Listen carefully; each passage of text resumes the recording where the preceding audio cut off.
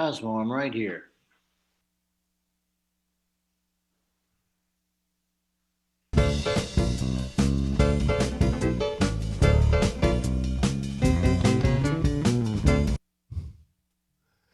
Hello again, everyone. Michael Vosbein back with another edition of Drummer Nation Live. Finally, right? The last one I did was early in December. Took a few weeks off for the holidays, and well, the rest is history. Anyway, I hope everybody's restoring their lives to normalcy after the pandemic. I went through some soul searching during that period, and you know what I thought? I've done like 300 of these videos, man, and I was just getting tired of hearing my own voice. So I said, why don't I get a co-host, somebody who can help me as a true co-pilot, not a second fiddle, a guy who can hold his own as a personality, as an artist, as a human being who's a great friend. And I finally came up with a guy I think you'll know. And here he is. His name is Adam Nussbaum. What's up, Adam? How you doing there, Michael? Oh, Thanks for having me. I'm glad to be part of this. I told several people you were going to do it, and they said, wow, that's the best guy in the world you could have picked. So we're going to fool him again. Fooled him again, right. We got to be pretty good friends over the pandemic. Some people know I hosted a Monday night hang, and a bunch of great drummers came through. Adam was one of them. And it kind of helped us all sort of hang together, didn't it, during the pandemic, because we were all in a bad place. Absolutely. We're all part of this community, and I think we all missed the opportunities to play and just have that social aspect. I mean, we make music with other people, so it was just nice to get a chance to hang out with other people that do the same thing. Mm-hmm. I think when you get too long of not making music with other people, bad things start to happen. Yes, indeed. We're not the first to notice that there's been a overwhelming preponderance of drummers playing by themselves, and they have more technique than they know what to do with, and they can play more with their feet than I can play with my hands. But yet, strangely lacking a little something because of that, I think. Well, 90% of drummers out there in the world play with other people. And generally, the reason we're going to work and play with others is that we know how to play well with others. Drum solos are just a very small aspect of what we do. I mean, I never got hired because I take a drum solo. Exactly. My whole thing is I try to help the people I play with sound good. And that's the whole thing that is very important. And learning how to get this together is something that you can't do by yourself. That has to be done with others. Mm-hmm. Roy Burns used to call them Olympic drummers. And yeah, he had chops, man. Roy had chops, so it wasn't that. That's another aspect, and that's something else that has developed because of the entire situation with the pandemic and with the advent of the internet and YouTube and all these forums nowadays. It's another zone. It's not something that I'm personally interested in. That's a good point, Adam. I think you have to look. I mean, there's so much. I saw the Grammys, right, and there was some great stuff. It just wasn't what I was interested in. And sooner or later, you make some choices about what you like and what you believe in, and you let the rest go by. Yeah, I mean, the thing that I've always tried to do is try to work with others and learning to be a good improviser within the context of a musical situation. Beautiful. And I always try to let the music inform me as far as what it is I would like to do. Because it's not about me when I'm making music with others, it's about the whole sum of its parts. Precisely. Ed Sof, our friend, likes to say, I don't teach drums, I teach improvisation. Because more than most other instruments, I mean, we're winging it all the time. Absolutely. And I think of, one of the great ones, Art Blakey, and he had so many incredibly great little phrases that he would say. He was one of the premier drummers and one of the great band leaders of all time. And he had a bunch of great phrases, you don't want to play too hip because, two hips make an ass. I hadn't heard that one. Oh, that was a That's great one. And, I can make you, I can break you. The punishment can fit the crime. well, And, Adam, you're not without a few of those quips yourself. well, a lot of them I'm just passing on from the elders. Well, I And have a few favorites. I have a few favorites of yours. One would be Oy vey Maria. Just a little Catholic Jewish guilt mixed together, I guess. I don't know. It's wonderful. And another one you said about those drummers was way too much of not enough. well, I have to give that one to my wife. Okay. She was the one that came up with that one. That's great. Yeah, we That's, were hearing some band playing one time at a club in New York called Sweet Basil. I used to mhm. live right behind that club on a street called Grove Street. So the club was literally within a minute of me leaving my house. And we were in there one night hearing some young lions, and they started about here. And after 20 minutes, it was still there. And my wife was like, too much is going on. Something's missing. That's beautiful. And I thought that was extremely profound because, when you're with somebody that's not a musician, they know how the music feels to them. And what's the visceral emotional response that you get from somebody like that? Right. Just, how does it feel? And that was a good one. Yeah. That's a very Well, good one. things You have in a few others. The spittle a ding with the ickety boom.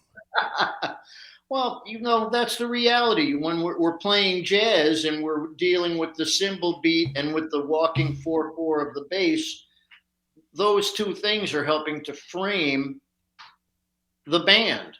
So what are the two things? Spittle a ding is the ride cymbal. And the ickety boom is the bass. Ickety boom, boom, boom. Yeah. Yeah. And I learned a great deal about getting my time together, not just listening to drummers ride cymbals, but being aware of how the bass player is playing. Mm-hmm.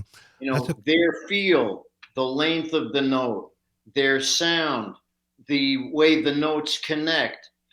We have to try to work with them. that's a And good. I'm sorry. Go ahead. excuse me, I think it's a very important discipline for young drummers to listen to great bass players. When I lived in Los Angeles in the '80s, I took a couple of we called it music lessons with John Clayton. The great bass player. I said, I want to just Wonderful. play with you and get your response. He said, well, bring some tubs over. And we treated it like a lesson. And it was very informative to me. And I recorded it, listened back, and, try to fine tune that stuff like we Yeah. do on a bandstand. We're all doing, nanosecond adjustments Right. with what's going on. And the thing that I notice is that it's really important when you're on the bandstand to be paying attention every second. Stay focused. And at the same time, you have to stay relaxed. That's the dichotomy, isn't it? And it's that yin yang thing, which it works. I mean, at one point I said, great art in any medium is based on the balance of opposite characteristics somehow working in harmony. Can't argue with that. Yeah. So Yeah. And that covers all music. yeah, music, art, dance, visual medium, whatever. Beautiful. Well, speaking of art and dance and visual, there's a painting behind you. I imagine that has a history. One of the reasons I like to do things from people's houses and their pad is that's where they live, man. I mean, that's their home. There's a lot more insight there than, a generic white background or something. Right. So what's that behind you? That was an oil painting done by my father in, I believe, 1948. Wow. And he was a graphic artist, and he worked in all different mediums. And I feel very grateful to have grown up in an environment that was aesthetically aware. Hmm. And as I've gotten older, I realized that I was greatly affected by many of the elements that are involved with visual art and trying to translate into the sonic oral reality that I'm involved in. That's a good So, correlation, don't you think? I mean, that's a natural correlation. yeah, I believe so. I believe so. I think so. I'm looking at the image right now, and you've kind of gone out of focus. Oh, I have? All right. Well, thank you. Let me see if I can fix that. I mean, Um, could be the aliens out there. could be, man. Focus. Let me do this for a second. Solo me and focus. You're right. It is out of focus. Kind of adds a nice effect to it. Maybe it's me that's out of focus. I mean, as a person. I don't know, man. That's really strange.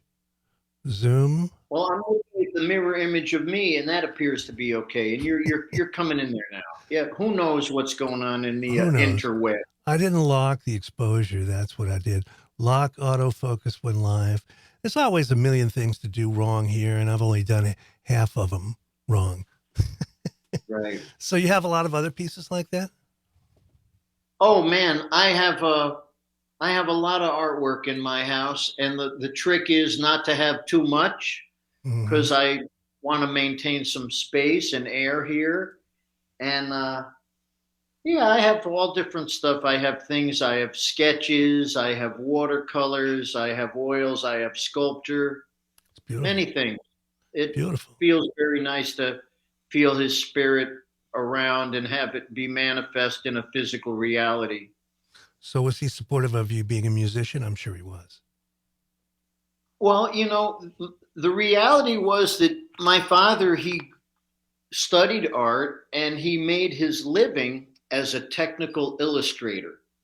He worked for several corporations in that capacity. And my mother had also been involved with acting and graphic design. So their concern, like all parents, is they want to know that you can survive and make a living. Right. So they always said, well, listen, go to school, make sure that old line, you've got something to fall back on Hmm. in case things don't work out in the musical capacity. So I initially tried when I got out of high school, I figured, all right, let me go to a good liberal arts school, but be within a musically fertile environment. So what I did do was I went to Emerson College for a year because that was up in Boston, near Berkeley and New England Conservatory. So I would be able to study the ABC, but be around the do re mi. There's And another what one. ended up happening was I just ended up meeting people that were there at Berkeley and New England and playing and realizing the music was stronger than my logic. So I had to pursue making music. That's my dog Cosmo, Oh, that's wondering cool. why I'm not playing with him. Yeah, dogs are people too. Well, And I'll just interject. When I lived in LA, I studied with Hamilton and also David Garibaldi, and I ran into kids there who were doing exactly that. They moved to LA and went to a liberal arts college for some degree in something, and then they were in the scene. So they were studying with great players and hanging out and making the whole thing. They were in the scene, but yeah, getting something else. So did you you know, continue that? at that point, what happened was I realized that I really had to pursue music because it Hmm. was stronger than me.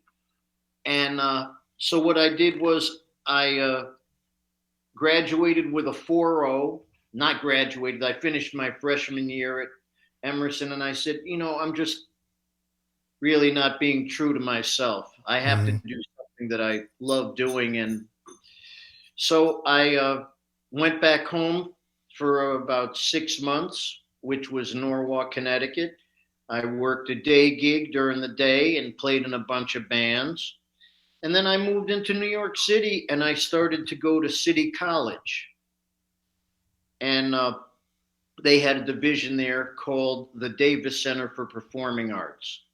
So being there was good, but most of my education was coming more or less from just being in the community of New Mhm. York City. I was getting more from the street than I was from the school as far as getting my playing together. Right.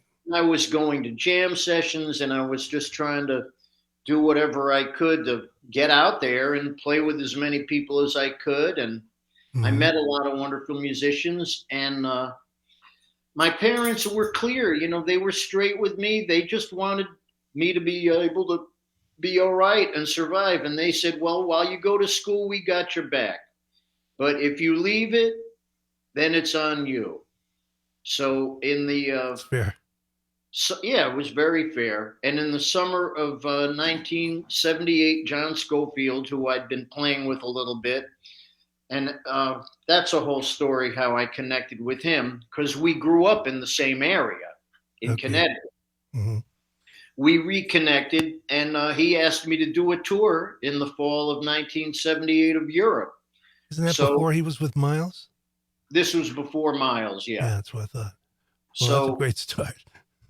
we did I said to my parents, listen, I don't think I'm going to go back to school. I have a chance to go out and do what I'm going to school to learn how to do. Now I have a Mhm. chance to just do it. Right. So they Well, said, okay, you know the deal. And I said, yes, I do. And then I was thinking maybe I would go back after that tour, but thank goodness the phone kept on ringing. So I was very grateful. I was 22 when I did that first tour. well, that's great. And we I did a record that still holds up quite well called Rough House, and that was with Hal Galper and Stafford James. And what was great on that tour was that Hal was, I think, 17, 18 years older than me. right. So he had a lot more experience, and I was getting to put it lightly, my ass whooped every night, and I was grateful for that. That's what you want, man. You want some older cats to hand you your ass when needed. In a Absolutely. supportive way, they're on your side, but Yeah. they're not going to put up with bullshit on the bandstand. Yeah, and they have the experience, and you cannot learn experience Hmm. except by doing it. That's exactly true, man.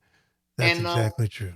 that was really one of the very first records that I did, and just being in New York City, my experience was that my mentors and people that I loved were directly accessible.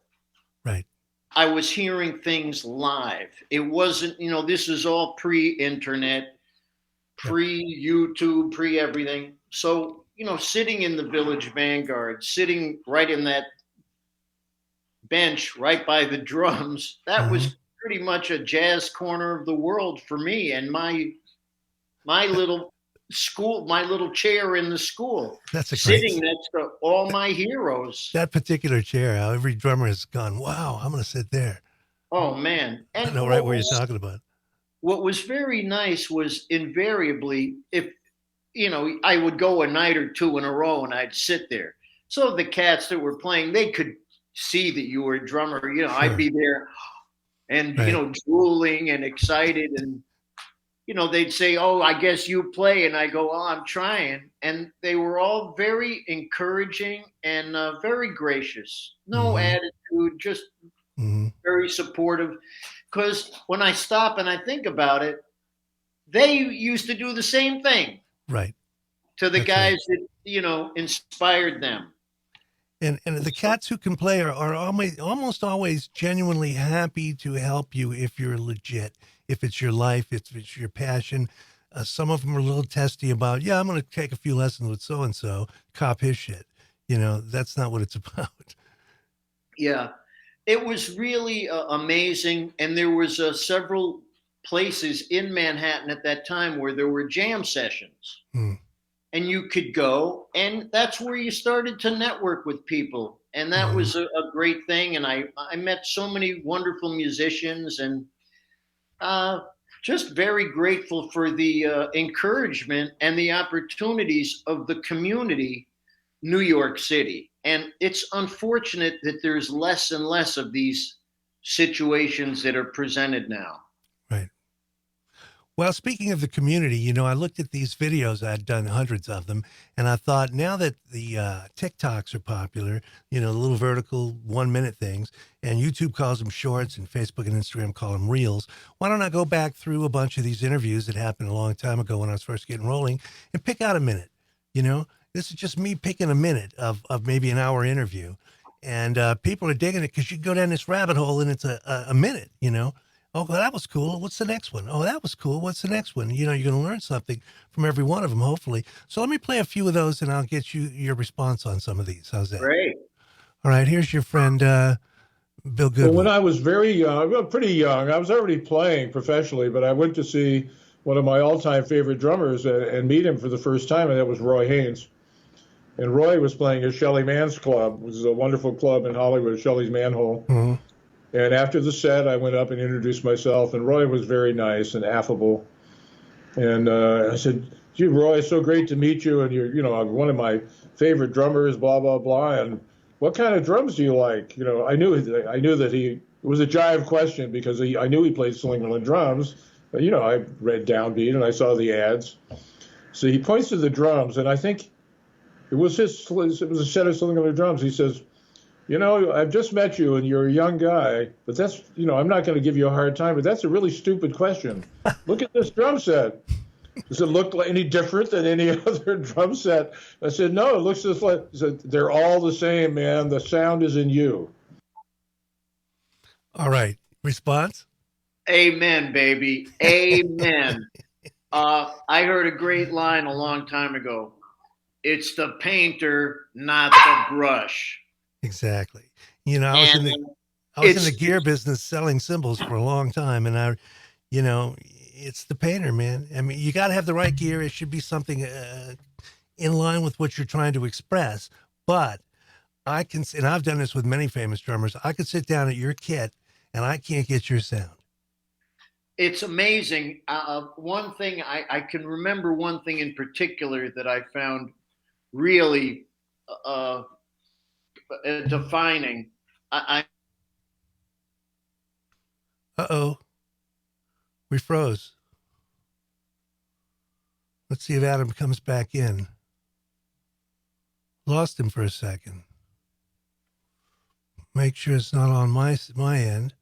No, it's not.